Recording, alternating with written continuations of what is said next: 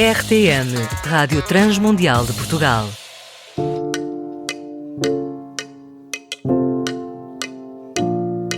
São poucos os livros que falam diretamente connosco, como se o próprio autor tivesse total acesso à nossa mente, às nossas emoções e até colocasse em palavras tudo o que nos vai na alma e que nós muitas das vezes não conseguimos explicar.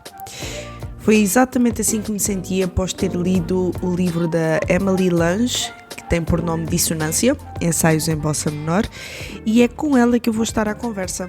Ela que é autora do livro e também de peças musicais que são aconselhadas a ouvir enquanto o lemos. E eu sou Ana Margarida e começa agora mais um Entre Linhas.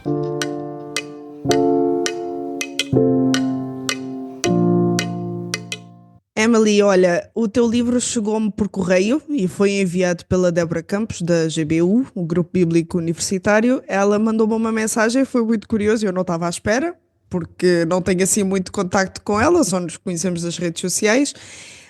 E ela pediu-me logo a minha morada porque ela tinha um livro que ela sabia que era para mim, que era para eu ler e a verdade é que ela acertou na mosca.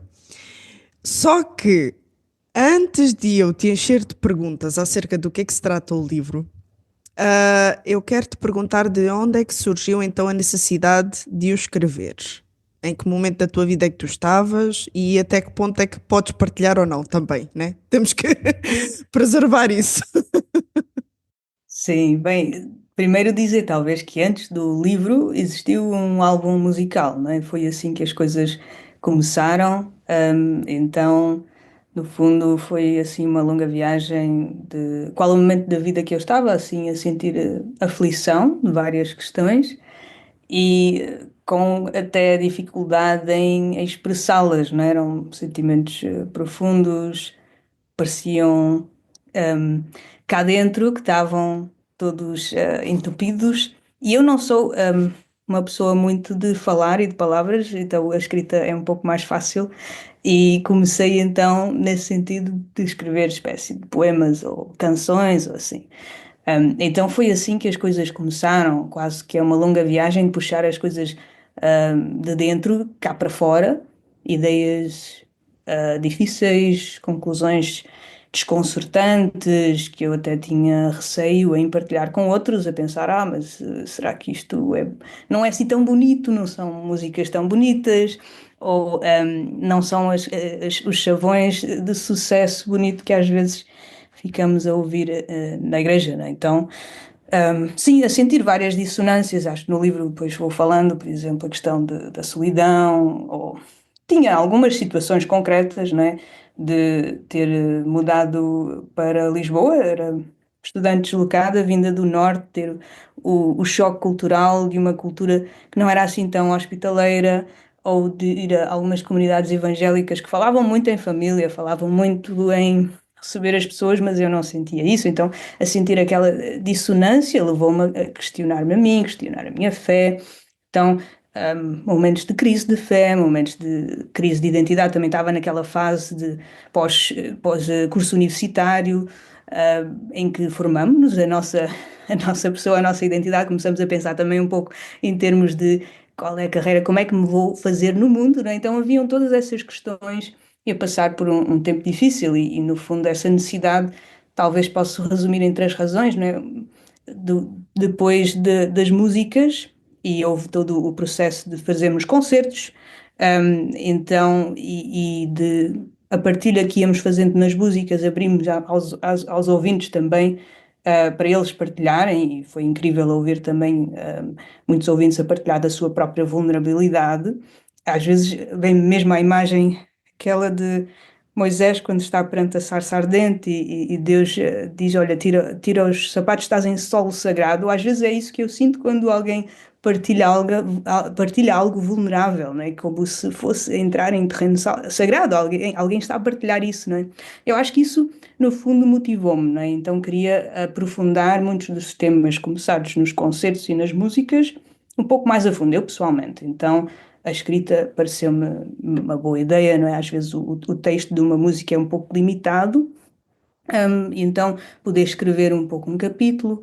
Queria também situar a minha reflexão dentro do texto bíblico, não é? E de outros autores que eu ia lendo, assim, ser algo mais coletivo e comunitário. Mas fundamentalmente eu queria continuar a cavar mais espaços para refletir sobre estes assuntos do sofrimento, da dificuldade, da partilha vulnerável, porque sentia a necessidade desse espaço. Então pensei, bem, um livro é outra forma, lá está, e até chegou à tua casa, não é? Então, um livro é uma coisa que chega a mais casas e consegue ir para além de mim, não é?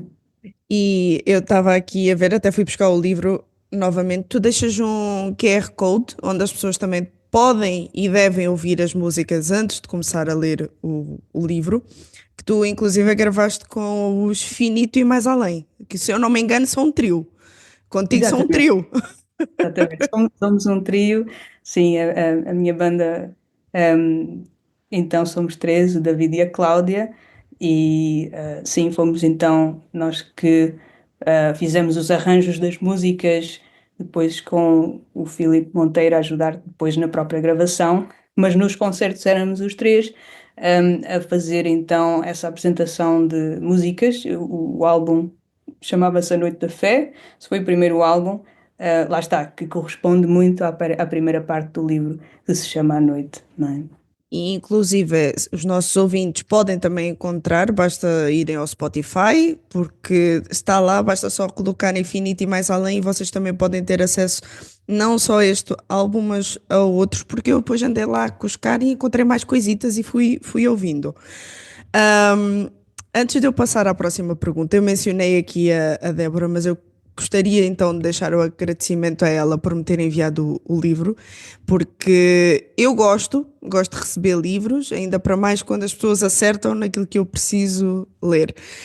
Agora, eu queria era te perguntar como é que os nossos ouvintes conseguem ou podem conseguir o teu livro? Porque se calhar não têm a mesma sorte de ter uma Débora, que é, olha, passa cá a tua morada, só favor que eu quero enviar um livro que tu vais gostar. Então, onde é que os nossos ouvintes podem conseguir o teu livro? Boa. Sim, então, no fundo, é na livraria do GBU. O GBU é o Grupo Bíblico Universitário, então podem visitar o website, gbu.pt, creio eu, não é? E na secção de recursos terão lá várias opções, inclusive este livro, ou então entrar em contato com a Débora, creio que também é uma das, das pessoas que vão encontrar no website. E o GBU tem uma sede em Lisboa, creio eu, então também podem ir diretamente lá pedir o livro. Perfeito. Emily, enquanto eu estava a ler o teu livro, eu pude perceber, porque eu depois também sou cusca, porque uma pessoa normal pega num livro e vai lendo, não é? Eu não sei se é por conta da cosquice ou da ansiedade, eu tenho a necessidade de ver, deixa lá ver como é que este livro está composto. E eu pude perceber que ele é dividido em três partes. Consegue-se ver isso a partir do índice, obviamente, mas eu sou chata, sou daquelas que vai conferir tudo. Temos a noite, o deserto e a caminhada. Será que eu estou muito errada em achar que a tua escrita ela parece um crescendo? Ou então ela poderia ser considerada um diminuendo, pelo facto de que tu começas com os relatos mais difíceis, mas depois começa a haver um alívio a ser trazido a uma alma cansada. Sim, gosto dessa referência musical, muito bonito, do crescendo e o diminuendo. Sim, provavelmente eu acho que a parte inicial da noite, como disse, tem muito respaldo no primeiro álbum que nós compomos, que eram mais canções que saem quase de emoções a cru. E eu lembro-me também na própria escrita que foi quase mais rápido e mais fácil de escrever essa secção do livro. Saiu assim de rompante, é quase como quando algo acontece, aquelas emoções que saem a quente e que queremos expor cá para fora, não é? Então o livro em parte reflete um pouco da minha viagem autobiográfica também, de ir refletindo, não é? Aquelas coisas que saem a quente. O que fazer com a solidão? O que fazer quando não ouvimos Deus? O que fazer quando estamos no nosso limite de poder nomear quase os momentos e sentimentos limite que eu não sentia muito espaço para poder falar deles em vários contextos, não é? E então depois o deserto e a caminhada sendo mais períodos talvez onde há mais espaço para ir processando e refletindo. Então também quero tentar refletir as diferentes fases que podemos ir passando na nossa vida e também na minha própria reflexão de muitas comunidades evangélicas no contexto português, da minha experiência. Fala-se talvez bastante na caminhada do discípulo, o que é que quer dizer seguir Jesus na prática. Às vezes fala-se do que é passar por um deserto, mas muito raramente falava-se do que é passar por uma noite escura, não é? Então também tentar criar essa viagem mais completa nesse sentido. Olha, sendo bem sincera, este livro eu escolhi-o para ler enquanto estava no avião a caminho de umas viagens que faço para o Reino Unido e já não leio há muito tempo. Fui visitar uma amiga e eu pensei assim: esse livro aqui eu escolhi-o de propósito para eu vou ler no avião, vou ler durante a viagem, porque normalmente quando eu vou para lá é sempre um sítio para eu descansar. E graças a Deus, quando eu fiz essa viagem, não havia mais ninguém ao meu lado, porque sinceramente eu comecei a chorar e não foi pouco. E então, logo na parte da à noite. E eu lembro-me que quando iniciei então essa primeira parte, de ler algo que me impactou muito em relação à solidão, porque normalmente há sempre essa noção, ou melhor, temos uma definição de solidão que é muito incompleta. Só que tu trazes a definição completa dela, que é a solidão não é apenas o facto de eu sentir que não há ninguém para mim, não é apenas eu sentir que eu não tenho ninguém, embora esteja rodeada de pessoas, é também quando eu não estou apta para estar inteiramente para alguém. Então não se trata só de mim, trata-se também quando eu não estou inteiramente para o outro. Mas quando tu falavas dessa solidão, o que é que tu querias dizer? Será que era essa sensação de que Deus às vezes não nos basta? E é normal sentirmos isso? Sim, e só pegar o que tu estavas a dizer, não é? De a solidão ser esse momento em que eu próprio também não estou apto ou não estou presente completamente para o outro, creio eu que começa quando nós não estamos presentes nem para nós, não é? Então acho que é esse a reflexão que eu fiz. Talvez começou num contexto de solidão, aquela mais típica que nós pensamos, em que eu sentia mesmo um pouco sozinha de não ter tantos amigos ou não ter a família à minha volta, mas isso remeteu-me também para essa reflexão interior e perceber que há ali raízes mais profundas, não é? E que todos sentimos essa solidão, mesmo estando às vezes pessoas em famílias e rodeados de pessoas, podemos continuar a sentir isso, não é? E eu creio que encarei esse sentido de solidão maior, não é? Quando comecei a encarar-me a mim própria, o meu eu interior, um ser mais completo, com mais honestidade, não é? Eu acho que esta questão de encarar com aquela honestidade, e eu digo começar a encarar, eu acho que é uma viagem que vamos fazer na vida, não é? Tem um pouco a ver com autoconhecimento, com apresentar-nos de forma mais honesta perante nós, perante os outros, perante Deus, e isso é bem mais difícil de fazer do que achamos ou do que o dizer, não é? Muitas vezes, no próprio contexto da igreja, dizemos, ou até temos aqueles hinos em que cantamos, em que eu entrego tudo a Deus, ou eu apresento-me completamente a Deus, mas eu própria não sei o que é o meu tudo, ou o que é o meu completo eu, e tem de se escavar nesse sentido. Então, tem a ver com reconhecer talvez as camadas de medos e anseios que nós temos, as mágoas existentes, desejos não resolvidos e poder ser mais, reconhecer a sua existência, não é? Perceber que nós somos seres complexos. Também perceber nesse sentido, e vai ter a solidão, que há áreas em nós que somos nós e nós, nós somos responsáveis por essa área, mesmo se temos pessoas à nossa volta, somos responsáveis por essa parte e então é da nossa responsabilidade, ninguém vai fazer por nós. Há um lado em que somos o indivíduo, não é?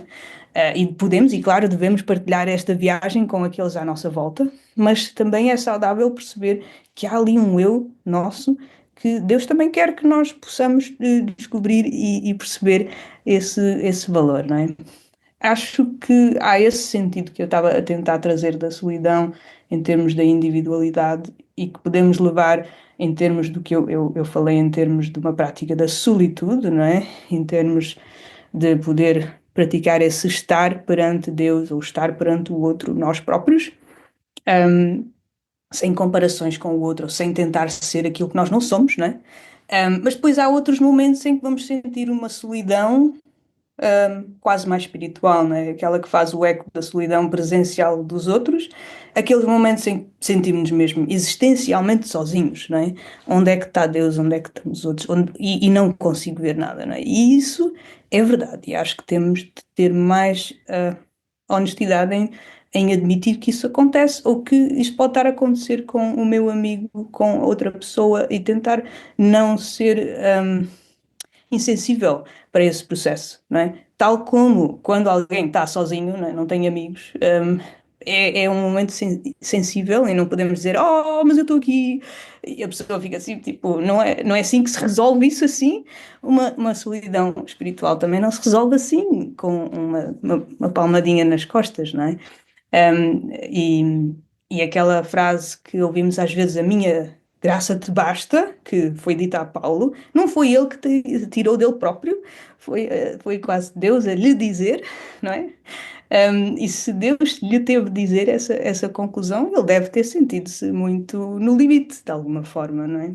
Eu estava a ouvir falar e estava-me a lembrar de um episódio recente que até já saiu, também aqui do Entre Linhas, que nós gravámos com o Israel Mazakorati e estávamos inclusive a analisar o livro de Santo Agostinho, Confissões, e houve uma frase que ele disse que me ficou na cabeça em que ele foi uma coisa muito simples, mas aquilo chamou-me muita atenção, em que ele disse assim: Deus tem completa noção. Deus sabe perfeitamente que o ser humano não é assim tão simples. Ele é mais complexo do que até nós podemos imaginar. E tu estavas a falar, inclusive, às vezes dessas palmadinhas nas costas que nos dão, tipo, a típica resposta do espera em Deus, ou sim, mas Deus é suficiente, a graça de Deus te basta. Ok, aí teve que ser o próprio Deus a dizer. Agora o problema está é quando nem nós conseguimos ouvir Deus dizer isso. Ou então, se calhar, nem estamos, como é que eu tenho de dizer, na disposição de querer ouvir isso. Que é tipo, eu já sei o que é que ele vai dizer, mas não é isso que eu quero ouvir. E eu acho que foi também por causa disso que eu fiz muita publicidade do teu livro. E há quem diga que a melhor publicidade é o boca a boca. Porque eu já te disse isto e volto a repetir, e deixo aqui gravado no programa. Eu finalmente encontrei alguém onde eu pude ler que entendia aquilo que eu sentia e eu nunca conversei contigo. E algumas coisas eu nem sequer falei sequer com os meus amigos mais próximos. Agora, a pergunta que eu te faço é: se isto é um livro que mexe tanto, mexeu muito contigo, mexe também com quem ouve, tu por acaso tinhas isso em mente, que alguém se podia sentir identificado com isso, ou então era só do género, não, eu preciso pôr isto para fora o mais depressa possível, quem apanhar, apanhou. Olha, não sei, boa pergunta. Em parte sim, em parte era eu a tentar sair cá para fora, né? E de sentir essa necessidade de escrever. O que me encorajava, de certa forma, ao longo do processo, não é? Porque, tal como me foi difícil ter a coragem de poder cantar as músicas que era no início, foi difícil também pensar, e este livro teve para aí 4 ou 5 versões e quase que foi um projeto metido no lixo para aí 3 vezes, não é? Estas coisas que acontecem nestes livros, eu quase desisti várias vezes. Mas alguém, a algum ponto em que lia uma versão assim, dizia: Não, isto tem de sair, não, isto é importante ser dito, não é? Então eu admito que, da minha parte, tenho necessidade de ouvir esses encorajamentos e como é que se diz? Essas confirmações, porque às vezes duvido do próprio, eu duvido delas, não é? E então. Sim, é difícil, mas a mim bem, é confirmação de que o esforço valeu a pena quando as pessoas também, também dizem que foi importante. E para mim, pelo menos, é bom porque faz-me lembrar que isto não é só o meu, como eu estava a dizer no início, não é só a minha história, não é? Podemos muitas vezes, e principalmente com situações que nos magoam profundamente, individualizamos e seguramos como se fossem só nossas e mais ninguém sente isso e facilmente entramos num caminho mais de vitimização.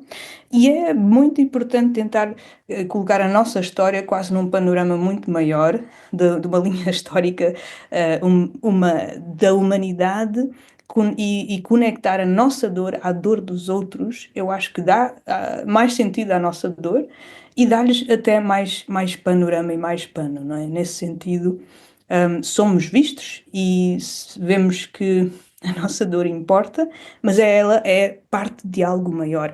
E esse sentimento em si também até ajuda na nossa cura, ajuda na nossa partilha, ajuda nessa partilha de vulnerabilidade. E acho que isso é importante. É. Eu tenho muita pena que nós tenhamos que dar aqui uns grandes saltos no teu livro, mas eu gostaria que nós passássemos já à parte do deserto. E essa parte, ela começa com o capítulo 5 com um título que me deixou extremamente irritada, porque é daquelas verdades que nós não queremos ouvir de forma alguma. Então, o capítulo 5 tem por título A vida não anda ao ritmo que a gente quer. E eu fiquei muito irritada, porque é uma coisa que eu já sei, mas eu não quero ouvir, talvez porque eu já saiba, e eu sei que eu não posso fazer nada contra isso, porque é assim que vai ser, e ponto final acabou. E mais à frente, à medida que eu ia lendo, há uma parte em que tu afirmas ficar completamente chocada com o facto de que Deus não tem urgência em resolver o problema de Elias. Então, tu, no deserto, tu estás a fazer esta caminhada que é dura, tu dás vários exemplos, mas Elias eu tomei como o exemplo principal aqui desta parte do deserto, e nós podemos ver isso no capítulo 8. E tu dizes mesmo que ficas chocada com o facto de Deus não estar preocupado em resolver o problema de Elias. Deixa-o dormir, dá-lhe comida, mas vá, agora prepara-te porque ainda tens mais que andar. E eu creio que há poucas pessoas que tenham tanta ousadia como vulnerabilidade, que eu sinceramente acho que não dá para separar as duas, em falar das suas grandes angústias e também de admitir, epá, parece que Deus não está minimamente importado em resolvê-las. Então, como é que tu, tendo consciência e sentindo isso que te ia na alma, tu conseguias ao mesmo tempo ouvir Deus falar contigo, mostrar-te isso através de pessoas que passaram por coisas parecidas, como é que tu conseguiste então encontrar esse alívio que tu precisavas? Porque quase que me faz lembrar um bocadinho o Salmo 119, que tenho estado a meditar, em que há uma parte em que o salmista fala isso, olha, a minha alma chora de tristeza, só que depois disso, ele primeiro confessa e depois disso ele diz assim, mas fortalece-me na tua palavra. É quase como se ele tivesse essa consciência de que a força que eu preciso, ela não vai apagar a tristeza que eu sinto, mas ela vai me fortalecer a lidar com ela. Como é que tu então conseguiste ter esse alívio que tu precisavas, mesmo com a ideia de que às vezes o alívio não é imediato? Sim, olha, continuo com dificuldade e continuo a ficar chocada com, com essas citações, como mencionaste, de Elias, não é? Tenho dificuldade em lidar com isso, mesmo na minha própria vida, um, e dificuldade em partilhar as coisas com o assunto não resolvido. Eu acho que é refrescante, para mim é refrescante isso, aprendi com outros, de tentar ser mais honesta sobre aquilo que lemos na Bíblia sobre de ser mais honesta nas reações perante Deus, não é? Eu acho que há um problema às vezes nas comunidades evangélicas em que achamos que temos de ter uma certa postura em que há certas coisas que não se podem dizer a Deus, ou há certas coisas que não se podem sentir. E isso acho que é mito, é tabu, que tem de ser quebrado nesse sentido. E lendo essa história de forma honesta, é chocante, não é? Elias estava mal e ele, no fundo, tem de continuar a caminhar. E nós podemos não perceber, ou seja, nesse esforço tentei colocar-me na pele de Elias, não é? Nesse sentido, porque nós facilmente sabemos o final da história e sabemos que ele, no fundo, viu Deus, etc., tudo bonito, mas naquele momento ele não sabia isso. E isso é frustrante porque há momentos em que eu estou num certo caminho E eu não vejo o fim da minha história. Naquele momento em que eu estou a sentir, há essa aflição, não é? Então, eu acho que, para mim, foi isso de. Há essa tónica geral, creio eu, em alguns contextos, em apenas ouvir as histórias do sucesso, não é? As histórias das coisas que correram bem, mas essas histórias não me ajudavam a mim. Então eu fui à procura de histórias de pessoas em que dava para ver que estavam naquele momento do silêncio ou naquele momento do deserto e como é que o que é que isso me podia ajudar, não é? O que é que isso me podia dizer? E então, de certa forma, confortava-me nesse sentido. E olhava para os Salmos, por exemplo, também, não é? Tantos reclamam de Deus, de inimigos que ainda estão lá, inimigos presentes e não derrotados, não é? Então, eu acho que a tentar lutar contra isso, não é? E finalmente aquela ideia de que há dores que nós podemos ter que não têm resolução deste lado da eternidade, não é? E às vezes não falamos disto, mas há dores que vamos ter de ir carregando, um, ou desafios que vamos ter de ir carregando. Se não temos o vocabulário para usar nesses contextos, se não temos, não é? Ficamos muito limitados e a nossa fé, na verdade, é muito pouco substancial. E isto é o que eu chamo de uma chapada de luva branca, de realidade. Ahm, para terminar, e eu tenho pena que tenha que acabar. A última parte do teu livro, então, é a caminhada. E eu estava a ouvir falar e eu estava a pensar assim: epá, é real o quanto nós nos focamos muito nas histórias que acabam bem, porque nós ficamos sempre à espera desse momento também para nós. Tem a minha vez, quando é que chega?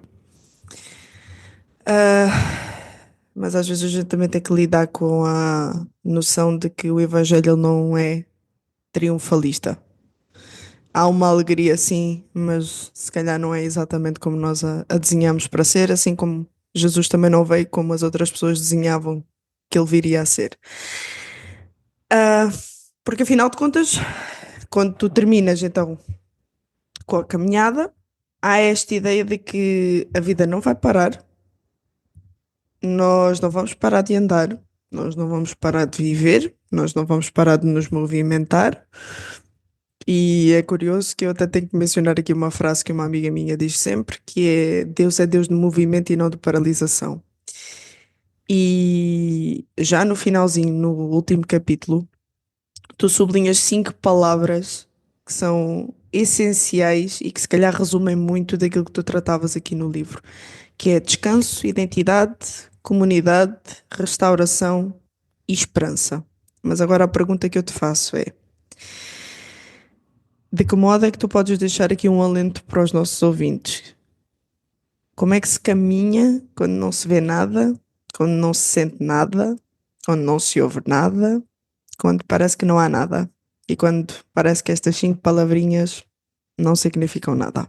Parece um bocado melancólico, não quero aqui agora, tipo, cortar os ânimos, mas atenção, malta, não é para acabar com ninguém, mas é lidar com a realidade. Sim, eu acho que ser realista é importante parte nisso e de ser franco de que vão haver momentos em que caminhamos e parece que não vemos nada, não é? Que não sentimos nada, é preciso ser realista nesse sentido. Uma frase que me ajuda nesses momentos que eu ouvi uma vez no Teen Street, não é? Uma conferência de jovens da OM, que era algo do género: não duvides no escuro o que viste na luz. Isso sempre me fez sentido, ou seja, às vezes vamos estar no escuro, um, e aquilo que nos vai valer é aquilo que trazemos à memória, também isso em Lamentações, não é?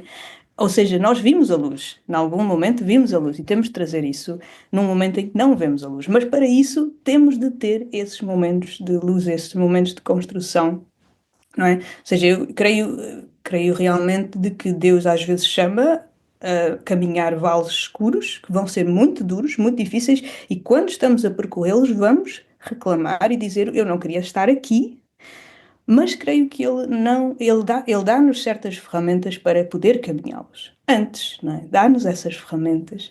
Eu acho que aqui temos de lutar contra a nossa cultura moderna atual, que é muito imediatista, não é? Que quer o alívio já. Temos de lutar contra a cultura que não sabe lidar com o sofrimento e a tensão. Pensamos sempre que as coisas vão ser resolvidas e já, ou até que o sofrimento não tem sentido, não tem valor, não é parte da existência humana. E creio que para os tempos em que vivemos até agora, temos de construir mais resiliência, não é? E é aquela ideia, não é? Jesus próprio diz, realisticamente, no mundo tereis aflições. Vai acontecer. Nós gostamos da segunda parte da frase dele, não é? Tendo bom ânimo, eu venci o mundo, mas ele começa com, no mundo, na vida, tereis aflições, eu estou convosco, não é? Mas então, vamos ter vales escuros, acho que começa por aí, ser mais realista, não é? Porque eu não gosto da ideia, mas eu vou ter mais vales escuros pela minha frente. Então, uma das perguntas, ok, e eu estou a tentar aprender isso, a ser menos como o Jacó, que luta com o anjo, que não quer aquele momento, não é? Como poder abraçar mais esses momentos como algo que fazem parte da minha construção, talvez algo que faz parte de algo que eu não vejo naquele momento, não é? E que até pode ajudar outros noutro momento. Eu naquele momento não vou pensar assim, não é? Mas tenho de ir construindo. E eu acho que aqui faz alguma diferença se vou então construindo aquela resiliência existencial, digamos, do tempo que vou passando com Jesus. E é por isso que eu chamei caminhada, não é? Não quero encerrar nem com o bonito nem com o positivo. É algo em constante movimento. Vamos para a frente, vamos para trás, não é? E é importante ter pessoas à minha volta, muito importante ter pessoas à minha volta nesse momento, não é? De ir partilhando aquilo que eu estou a pensar, que estou a sentir e de ser honesto nessas reações, não é? Que se eu sinto que Deus não quer saber de mim, dizer isso e partilhar com outros, eles talvez me vão dizer outras coisas e estar um pouco disposto a ouvir o que eles estão a dizer, mas creio eu, são esses movimentos, não é? De envolver tanto os outros como a mim próprio, como a Deus, naquilo que eu estou a sentir e ter essa caminhada honesta. E lá está, não é? Tentar trazer algo. Eu trago sempre algo para o meu vale escuro, não é? Posso trazer então a luz que vi quando as coisas estavam bem, não é? Isso é uma forma, talvez, de caminhar. O Entre Linhas contou com a participação especial de Emily Lange e com a apresentação de Ana Margarida. Realização RTM Portugal. RTM. Conhece todos os nossos programas em rtmportugal.org. Uma produção da Rádio Transmundial de Portugal.